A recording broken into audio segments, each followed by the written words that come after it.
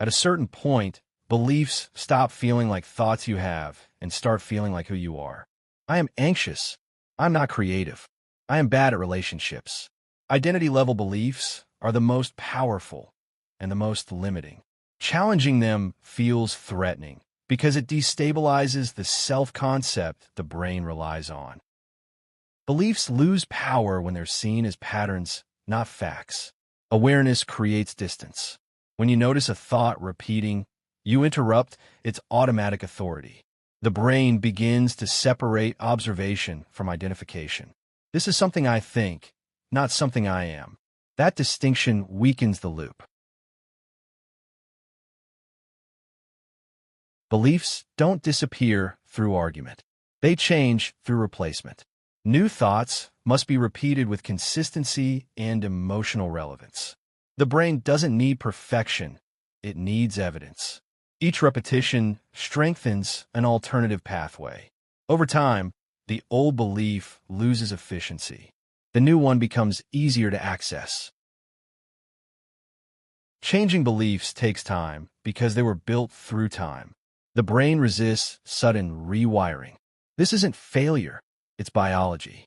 Progress often feels invisible at first, but every conscious interruption, every new repetition, reshapes the terrain beneath awareness.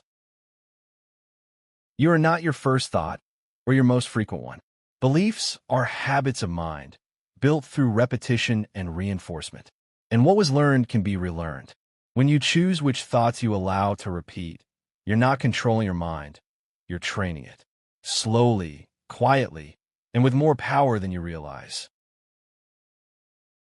The turning point isn't dramatic. It's subtle. A repeated thought starts to rise. I can't do this. But instead of following it automatically, you notice it.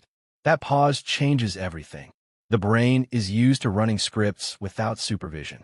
Awareness interrupts automation. An interruption is where choice begins. You don't need to fight the thought. You just need to see it. Many people try to replace negative beliefs with forced positivity, but the brain resists extremes. It doesn't trust sudden reversals. Instead of attacking the belief, question it. Is this always true? Where did this come from? What evidence contradicts it? Curiosity weakens rigidity. The goal isn't blind optimism. It's flexibility.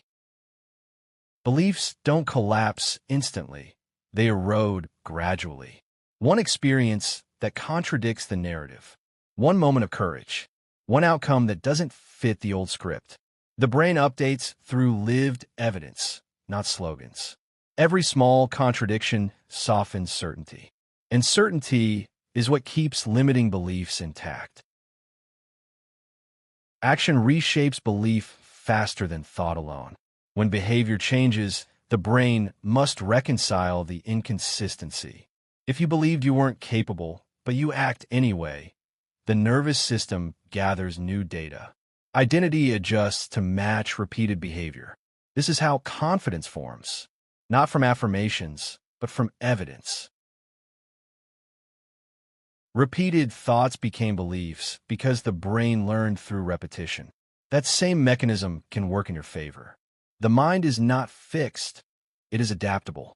What you rehearse, you reinforce. What you question, you loosen. What you practice, you become. You don't have to control every thought, but you can decide which ones earn repetition. And over time, that decision reshapes who you believe you are. Don't forget to like and subscribe, and have a scientific day.